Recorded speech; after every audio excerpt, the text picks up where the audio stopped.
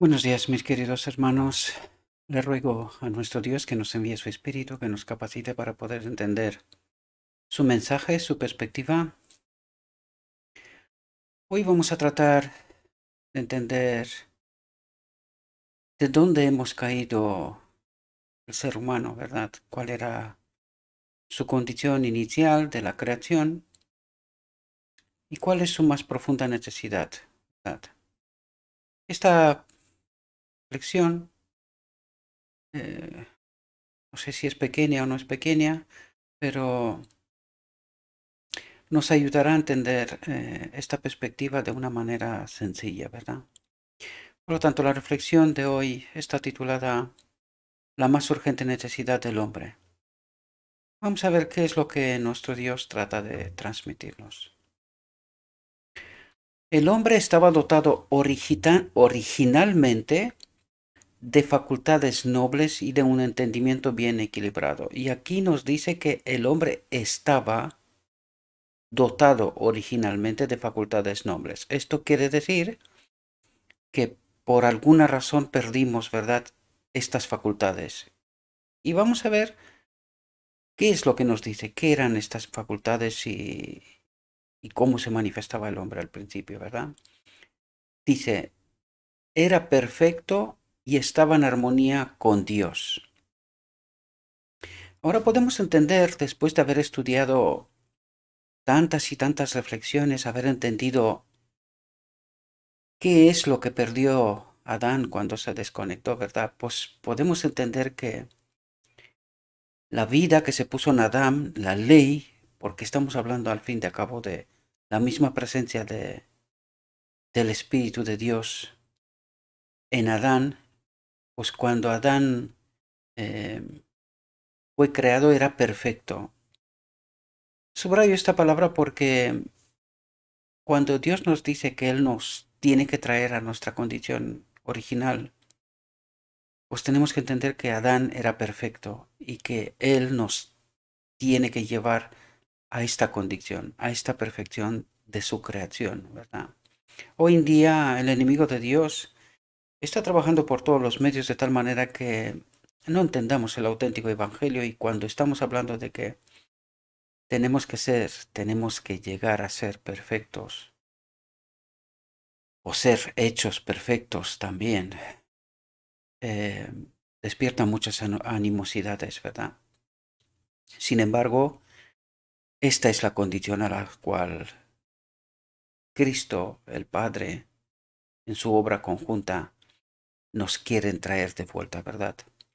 Dice, sus pensamientos eran puros, sus designios santos. Y podemos entender hoy que en realidad esto ha desaparecido, ¿verdad? Hoy he estado en la iglesia y he vuelto a casa bastante molesto, enfadado. No sé por qué el enemigo de Dios está tratando últimamente, ¿verdad? De crear disgusto, ¿verdad? Que la iglesia no sea lo que en realidad debería de ser, ¿no? Una oasis. Porque no lo sé por qué, pero la verdad, la pura verdad, despierta muchas animosidades. Y fijaos lo que nos dice, pero por la desobediencia sus facultades se pervirtieron y el egoísmo reemplazó el amor.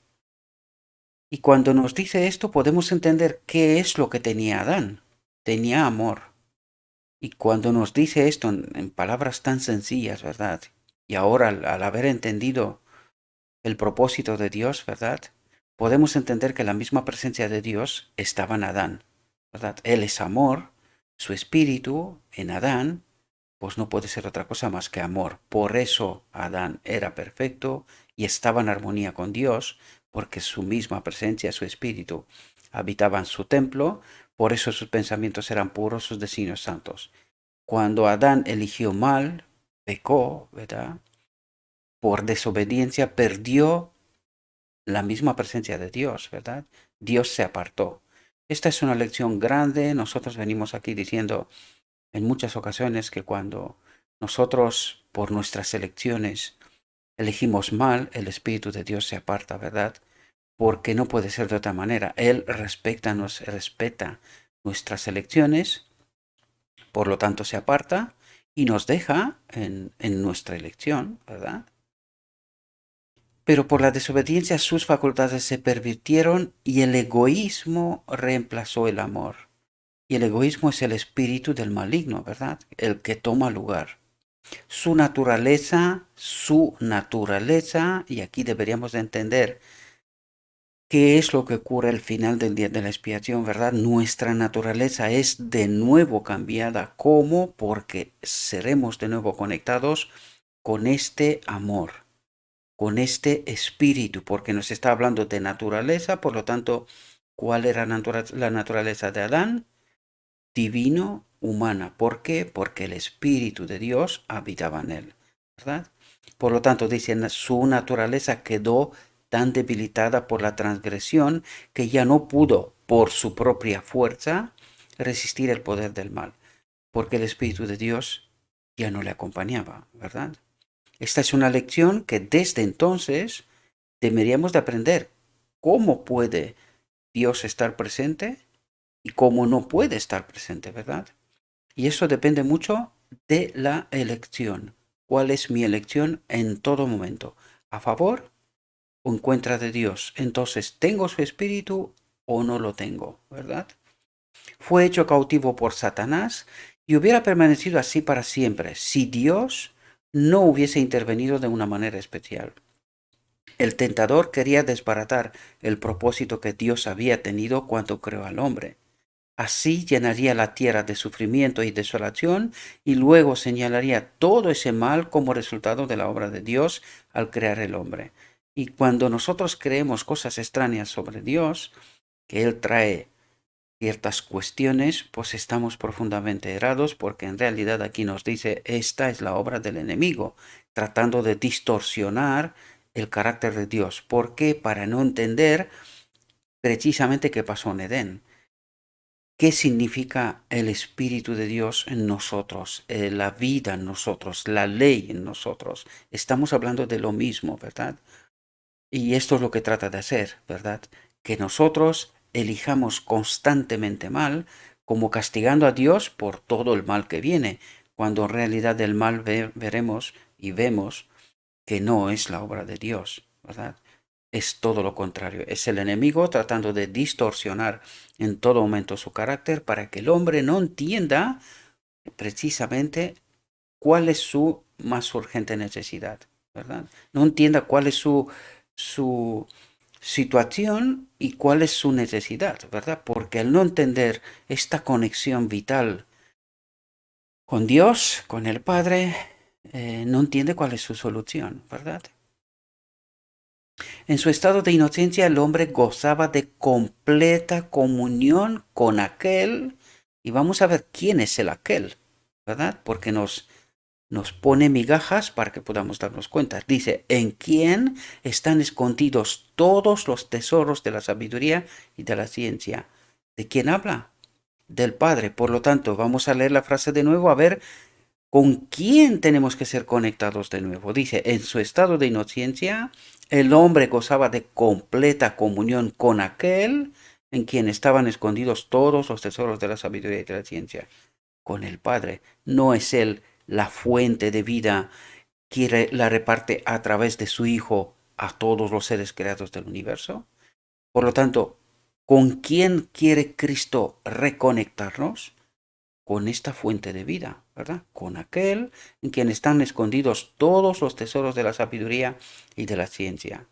Pero después de su caída no pudo encontrar gozo en la santidad y procuró ocultarse de la presencia de Dios. Y eso es lo que estamos haciendo constantemente desde entonces, ¿verdad? Tal es aún la condición del corazón que no ha sido regenerado. No está en armonía con Dios ni encuentra gozo en la comunión con Él. El pecador no podría ser feliz en la presencia de Dios. Le desagradaría la compañía de los seres santos. Y si se le pudiese admitir en el cielo, no hallaría placer allí. El espíritu de amor abnegado que reina allí, donde todo corazón corresponde al corazón del amor infinito, no haría vibrar en su alma cuerda alguna de simpatía. sus pensamientos, sus intereses y móviles serían distintos de los que mueven a los moradores celestiales. Sería una nota discordante en la melodía del cielo. Este sería para él un lugar de tortura, ansiaría esconderse de la presencia de aquel que es su luz y el centro de su gozo. Y de lo que nos habla aquí, mis queridos hermanos, es de que nosotros tenemos que entender qué es el cielo. Tenemos que entender quién es Dios, cuál es su propósito, porque necesitamos elegir. Y la gran pregunta aquí es, ¿queremos nosotros vivir en este reino que Dios nos presenta? ¿Estamos dispuestos a vivir en este amor abnegado incondicional? De esto se trata. Por eso es necesario que nosotros elijamos con conocimiento si queremos vivir en este reino o no. Porque eso es lo que trata de decir aquí. Aunque nos metería en su reino, no nos gustaría, ¿verdad? Si el espíritu de este mundo nos gusta más que su espíritu, es decir, la propuesta de Dios frente a la propuesta del enemigo, aunque entraríamos en el reino de Dios, no nos gustaría. Eso es lo que trata de decir, ¿verdad? Por lo tanto, esto implica que nosotros debemos de entender la verdad. Por eso dice que la verdad es la que nos santifica. ¿Qué significa esto? Que quita de nuestra mente todos prejuicios y información falsa y errónea, ¿verdad? Trata de presentarnos la auténtica realidad para que nosotros, entendiendo esta verdad que nos santifica, ¿verdad? Nos purifica de todo lo que no es correcto, que no es la perspectiva que Dios trata de plantearnos constantemente, y que nosotros elijamos, ¿verdad? Si nosotros elegimos y decimos, queremos que tu espíritu habite en nosotros, entendiendo ya, después de tanto tiempo presentando estos asuntos, entendiendo que la misma presencia de Dios en nuestro templo nos hace aptos para vivir en su reino. Y esta tiene que ser una elección mía, con conocimiento, ¿verdad? Y esta es en realidad la obra de Cristo, lo que Cristo trata de hacer en todo momento. Y esto es lo que tenemos que hacer nosotros, elegir. ¿Queremos que el Espíritu de Dios habite en nosotros? ¿Queremos nosotros vivir en un reino tal como Él nos lo presenta? Es decir, un reino de amor en donde nadie vive para sí, sino que para los demás. ¿Queremos vivir en un reino así? Pues si esta es nuestra elección, entonces pidamos que su Espíritu habite en nuestro templo. Si no nos gusta esta propuesta, pues quedémonos aquí, pero sepamos que tenemos que saber que esto está condicionado, que llegará un momento cuando todo esto terminará, ¿verdad? Dios purificará su santuario, el cielo, ¿verdad? No es un decreto arbitrario de parte de Dios el que excluye del cielo a los impíos. Ellos mismos se han cerrado las puertas por su propia ineptitud para el compañerismo que allí reina. Y justamente por eso yo vine triste, he venido triste hoy de la iglesia porque traté de presentar una verdad y, en fin, una y otra vez se entiende mal, ¿verdad? Y esto precisamente es aquí utiliza unas palabras que son fuertes, pero realmente lo que trata de hacer es despertar el chip, ¿verdad? Dice, ellos mismos se han cerrado las puertas por su propia ineptitud para el compañerismo que ahí reina. Es decir, no nos dedicamos a entender cuál es la perspectiva auténtica, la verdad sin contaminar de Dios, para que podamos elegir con conocimiento, ¿verdad? La gloria de Dios sería para ellos un fuego consumidor, porque nos gustaría el pecado, ¿verdad?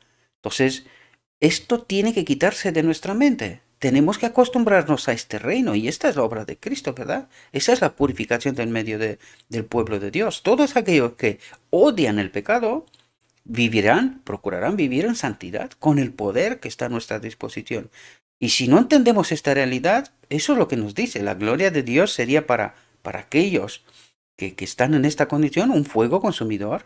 Desearían ser destruidos a fin de ocultarse del rostro de aquel que murió para salvarlos. Porque no puede ser que te guste el pecado y el reino de Dios. Esto es una contradicción y no puede ser. Y tenemos que entender y acostumbrarnos, ¿verdad? Desde aquí a esta realidad. O si no, no la experimentaremos, ¿verdad? Eso es lo que trata de decirnos en todo momento. Es duro, pero es la verdad, sin contaminar. Es así. Dios nos presenta, esta es mi realidad. ¿Deseáis vivir en ella? Pues si deseáis vivir en ella, tenéis que aceptar mi obra, colaborar conmigo. Y si no, pues no entraremos. Es así de claro, ¿verdad? Es imposible que escapemos por nosotros mismos del hoyo del pecado en el que estamos sumidos. Y esto tampoco lo entendimos, ¿verdad? Peleamos de mil maneras para que seamos mejores, que se nos vean bien, ¿verdad? Nuestro corazón es malo y no lo podemos cambiar. ¿Quién podrá sacar cosa limpia de inmunda? Nos dice, ninguno. O sea, dejad de patalear porque no lo vais a conseguir. Tenéis que confiar en mí. Tenéis que colaborar conmigo. Tenéis que obedecer. Este es el camino. El ánimo carnal es enemistad contra Dios, pues no está sujeto a la ley de Dios, ni a la verdad puede estar. La educación, la cultura, el ejercicio de la voluntad, el esfuerzo humano, todos tienen su propia esfera, pero no tienen poder para salvarnos. Y en realidad nosotros lo que estamos haciendo es precisamente esto, ¿verdad?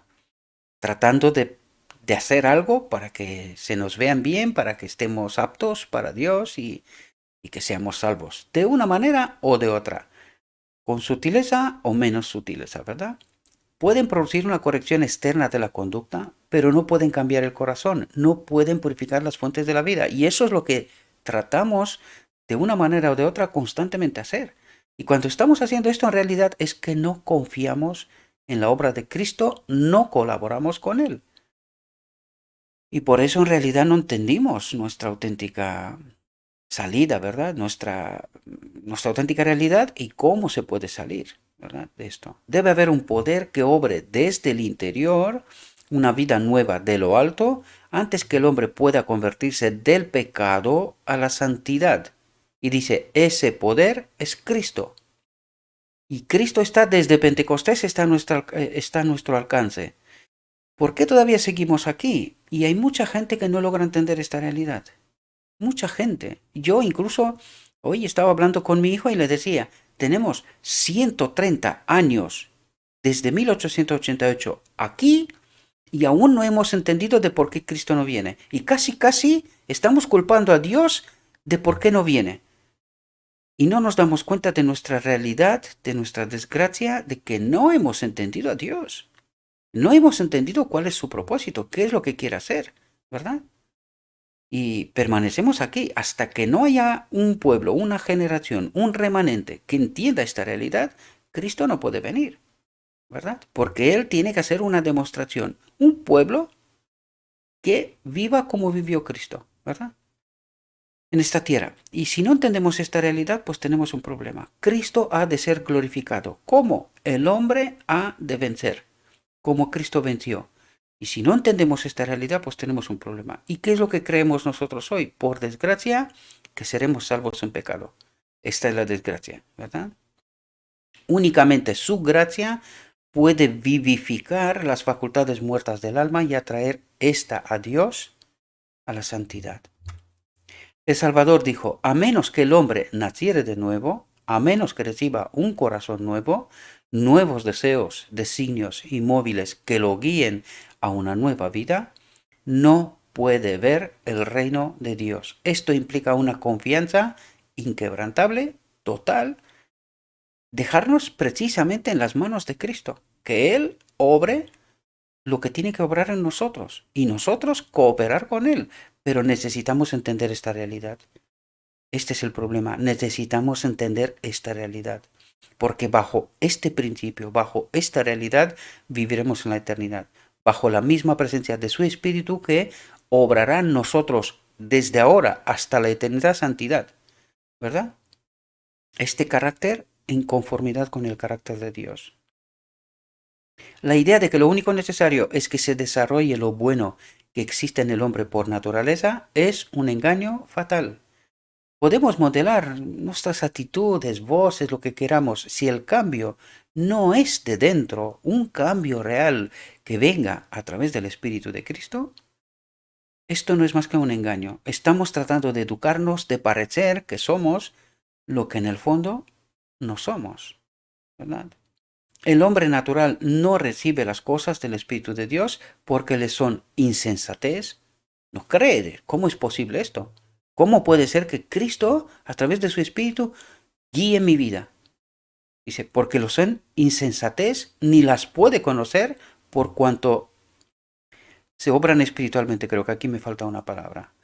Os pido disculpas. No te maravilles de que te dije, os es necesario nacer de nuevo. De Cristo está escrito, en Él estaba la vida. En Cristo estaba la vida. Es decir, el Padre, ¿verdad? Y la vida era la luz de los hombres. El único nombre debajo del cielo dado a los hombres en el cual ser salvos. No basta comprender la amante bondad de Dios, ni percibir la benevolencia y ternura paternal de su carácter. No basta discernir la sabiduría y justicia de su ley. Ver que está fundada sobre el eterno principio de amor. Tenemos que experimentar esto, ¿verdad? Esta realidad. El apóstol Pablo veía todo esto cuando exclamó, consiento que en la ley es buena, la ley es santa y el mandamiento santo y justo y bueno. Mas en la amargura de su alma agonizante y desesperada añadió, soy carnal, vendido bajo el poder del pecado.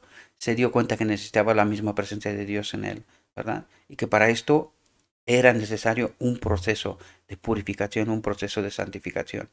Ansiaba la pureza, la justicia que no podía alcanzar por sí mismo. Por lo tanto, ¿entendió Pablo esta realidad? ¿Entendió el día de la expiación? ¿Entendía el propósito de Dios? ¿Y qué es lo que ocurre precisamente al final del día de la expiación? Pues tal como veis, él entendió esta realidad. Ansiaba la pureza, la justicia que no podía alcanzar por sí mismo. Hagas lo que hagas. Tienes que confiar en la obra de Cristo para que nos lleve al final del día de la expiación y que seamos de nuevo en verdad conectados con el Espíritu del Padre, es decir, que nuestra naturaleza sea de nuevo exaltada, ¿verdad? Y dijo, oh hombre infeliz que soy, ¿quién me libertará de este cuerpo de muerte? La misma exclamación ha subido en todas partes y en todo tiempo de corazones cargados. Para todos ellos hay una sola contestación. He aquí el Cordero de Dios que quita el pecado del mundo. Real, en mi vida, su vida en mí. Este es el Salvador personal que una y otra vez hemos tratado de entender qué es lo que nos trata de decir. Es la obra de Cristo en mí hoy. Es confiar plenamente en Él, cooperar con Él. Esto es lo que trata de decirnos, ¿verdad? Muchas son las figuras por las cuales el Espíritu de Dios ha procurado ilustrar esta verdad y hacerla clara para las almas que desean verse libres de la carga de culpabilidad. Cuando Jacob huyó de la casa de su padre después de haber pecado engañando a Esaú, estaba abrumado por el peso de su culpa. Se sentía solo, abandonado y separado de todo lo que le hacía preciosa la vida. El pensamiento que sobre todo oprimía su alma era el temor de que su pecado le hubiese apartado de Dios y dejado desamparado del cielo. Embargado por la tristeza, se recostó para descansar sobre la tierra desnuda, rodeábanle las solitarias montañas y cubríale la bóveda celeste con su manto de estrellas. Habiéndose dormido, una luz extraña embargó su visión, y aquí, de la llanura donde estaba acostado, una amplia escalera etérea parecía conducir a lo alto hasta las mismas puertas del cielo, y los ángeles de Dios subían y descendían por ella, mientras que desde la gloria de las alturas se oía que la voz divina pronunciaba un mensaje de consuelo y esperanza. Así fue revelado a Jacob lo que satisfacía la necesidad y ansia de su alma, un Salvador. Con, con gozo y gratitud vio que se le mostraba un camino por el cual, aunque pecador, podía ser devuelto a la comunión con Dios. La mística escalera de su sueño representaba al Señor Jesús, el único medio de comunicación entre Dios y el hombre. Y este es el proceso que Cristo está tratando de obrar en nosotros, esta purificación, esta santificación, ¿verdad? Para que este camino sea un camino real de comunicación a través de Cristo con el mismo Padre, ¿verdad? A esta misma figura se refirió Cristo en su conversación con Natanael cuando dijo, veréis abierto el cielo y a los ángeles de Dios subiendo y bajando sobre el Hijo del Hombre, haciendo que esta purificación, esta santificación, esta obra de Cristo en nosotros hoy, ¿verdad? Al caer en pecado, el hombre se enajenó de Dios. Algunos les molestaron, ¿verdad? Cuando yo les dije que el pecado es separación de Dios. Incluso vi algún comentario en Facebook, ¿verdad? De alguien respecto a este asunto y decía que dejémonos de rollos y de historias de este tipo. Esto solo demuestra que no entendimos la ley, ¿verdad? No entendimos quién es la ley y cómo se manifiesta. Y por eso creemos lo que creemos. Pero aquí lo deja claro. Al caer en pecado, el hombre se enajenó de Dios, se separó de Dios. Este es el pecado, ¿verdad? No es porque di yo explicaciones raras, sino porque están, pero que no entendemos, desgraciadamente. La tierra quedó separada del cielo. A través del abismo existente entre ambos no podía haber comunicación alguna. Sin embargo, mediante el Señor Jesucristo, el mundo fue nuevamente unido al cielo. Con sus propios méritos, Cristo creó un puente sobre el abismo que el pecado había abierto, de tal manera que los hombres pueden tener ahora comunión con los ángeles ministradores. Cristo une con la fuente, con el Padre del poder infinito, al hombre caído, débil y desamparado. ¿Cuándo? Al final del día de la expiación, ¿verdad? Vanos son los sueños de progreso de los hombres, vanos todos sus esfuerzos por elevar a la humanidad, si menosprecian la única fuente de esperanza y ayuda para la raza caída. Toda buena dádiva y todo don perfecto provienen de Dios, del Padre, ¿verdad? Fuera de Él no hay verdadera excelencia de carácter. Y el único camino para ir a Dios es Cristo. Entendemos de qué nos habla, ¿verdad? El único camino para ir al Padre es Cristo. Este es el fin, este es el propósito, reconectarnos con la fuente de vida, es decir, con el Padre. Esto es el decreto divino, ¿verdad? Por lo tanto, este es el propósito que Dios tiene, reconectar el hombre a la humanidad consigo mismo, el propósito eterno de Dios. Yo soy el camino y la verdad y la vida, nadie viene al Padre sino por mí. Sin la obra de Cristo de purificación, de santificación, no podemos ser reconectados con el Padre, ¿verdad? El corazón de Dios suspira, el corazón de Dios, del Padre, suspira por sus hijos terrenales con un amor más fuerte que la muerte. Al dar a su Hijo, nos ha vertido todo el cielo en un don. ¿Qué don? Cristo, su Hijo. La vida, la muerte y la intercesión del Salvador, el ministerio de los ángeles, las súplicas del Espíritu Santo, el Padre que obra sobre todo y por todo, el interés incesante de los seres celestiales, todos son movilizados en favor de la redención del hombre. Oh, contemplemos el sacrificio asombroso que fue hecho para nuestro beneficio. Procuremos apreciar el trabajo y la energía que el cielo consagra a rescatar al perdido y hacerlo volver a la casa de su Padre. Hacerlo volver a la casa de su Padre.